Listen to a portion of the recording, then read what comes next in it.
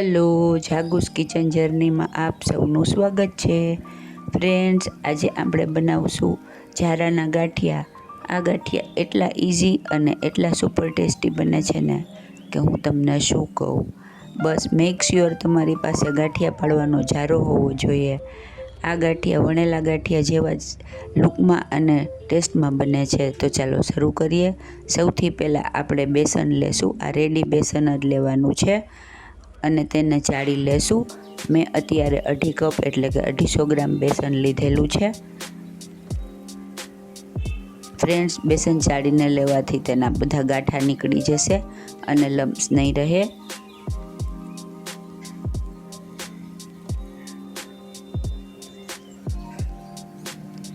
હવે ત્યારબાદ આપણે એક વાસણ લઈ અને તેમાં 1/2 કપ તેલ લેશું અને એટલું જ પાણી લેશું. જેટલું તેલ લીધું હોય તેટલું જ પાણી લેવાનું છે. અને ત્યારબાદ તેમાં 1/2 ચમચી પાપડ ખાર લેશું. જો તમારી પાસે પાપડ ખાર ના હોય તો તમે બેકિંગ સોડા પણ લઈ શકો છો, પણ પાપડ ખારથી આનું રિઝલ્ટ ખૂબ જ સરસ આવે છે. હવે આપણે તેને એક જ ડિરેક્શનમાં ચલાવી અને આવી રીતે તેલ અને પાણી મિક્સ થઈ અને તેનું મિશ્રણ વ્હાઈટ થઈ જાય ત્યાં સુધી ચલાવશું. તમે બ્લેન્ડરમાં પણ ચલાવી શકો છો. ત્યારબાદ બેસનમાં આપણે 1/2 ચમચી મરી પાવડર, 1/2 ચમચી અજમો અને સ્વાદ મુજબ મીઠું એડ કરીશું. હવે બધું બરાબર મિક્સ કરી લેશું. ફ્રેન્ડ્સ, આ ગાંઠિયા એકદમ ફટાફટ થઈ જાય છે અને વણેલા ગાંઠિયા જેવા જ લાગે છે અને ટેસ્ટ પણ તેનો એવો જ આવે છે. હવે આપણે જે મિશ્રણ રેડી કરેલું હતું તેનાથી આપણે તેનો ડો બાંધી લેશું. ફ્રેન્ડ્સ, ડો થોડો ઢીલો રાખવાનો છે કેમ કે આપણે ઝારા ઉપર ગાંઠિયા પાડવાના છે. આ જ ગાંઠિયા જો તમારી પાસે ઝારો ન હોય તો તમે સંચામાં પણ કરી શકો છો અને ત્યારે તમારે ચકરીનો જે બ્લેડ આવે તે યુઝ કરવાની છે, તો તે પણ ચકરી ગાંઠિયા પણ સરસ લાગશે. હવે આપણે તેનો ડો રેડી કરી લઈએ. સંચામાં પાડતા હોય ત્યારે ડો થોડોક સહેજ ટાઈટ રાખવાનો છે, પણ અત્યારે આપણે લૂઝ એવો ડો રેડી કરીશું. ફ્રેન્ડ્સ, ચણાનો લોટ સ્ટીકી હોવાથી હાથમાં ચોટતો જાય છે, તો થોડું પાણીવાળો હાથ કરતો જવો.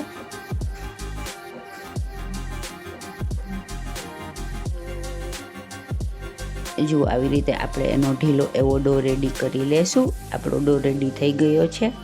આપણને ડોની આવી કન્સિસ્ટન્સી જોશે. ફ્રેન્ડ્સ, આ જ મિશ્રણથી તમે પાપડી ગાંઠિયા પણ પાડી શકો છો, તે પણ ખૂબ જ સરસ લાગે છે.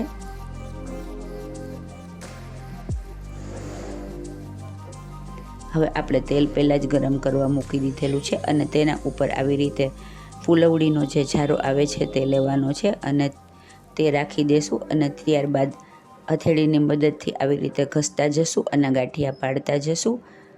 ગેસની ફ્લેમ મીડિયમ રાખવાની છે. એકદમ ફાસ્ટ રાખશું તો આપણા ગાંઠિયા બહારથી બળી જશે અને અંદર કાચા રહી જશે, એટલે તેને મીડિયમ ગેસે ચોળવવાના છે. અને આ એકદમ કેરફુલી કરવું કે જેથી આપણું તેલ ઢોળાય અને આપણે દાજી ન જાય. જો આપણા ગાંઠિયા પડી ગયા છે. હવે આપણે તેને આવી રીતે ચલાવતા જશું અને ગાંઠિયાને એકદમ સરસ રીતે તળી લેશું. ગાંઠિયામાં ક્રેક આવી જશે અને તે સરસ ફૂલાઈ જશે એટલે તમને ખ્યાલ આવી જશે કે આપણા ગાંઠિયા રેડી થઈ ગયા છે. ફ્રેન્ડ્સ, જો તમે મારી ચેનલ પર નવા હો તો મારી ચેનલને સબસ્ક્રાઈબ જરૂરથી કરજો અને બાજુમાં રહેલ ઘંટડી દબાવી દેજો જેથી મારી નવી રેસીપીનું નોટિફિકેશન સૌથી પહેલાં તમને મળે. અને હા, મારી રેસીપી તમને ગમતી હોય તો તેને વધુમાં વધુ શેર કરી મને સપોર્ટ કરજો. અને મારી રેસીપી તમને કેવી લાગે છે તે કોમેન્ટ બોક્સમાં મને જરૂરથી જણાવજો. જો એમાં ક્રેક આવવા લાગ્યા છે. આપણા ગાંઠિયા રેડી થઈ ગયા છે. હવે આપણે તેને ઝારાની મદદથી લઈ લેશું.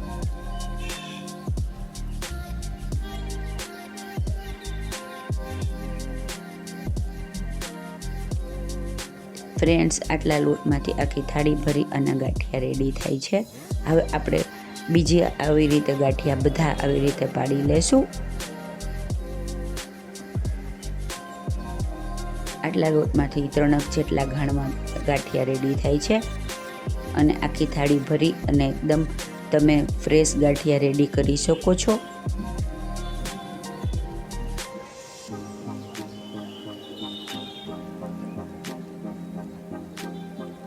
આવી રીતે ચમચીથી ઠપકારશો ને એટલે ગાંઠિયા બધા નીચે પડી જશે.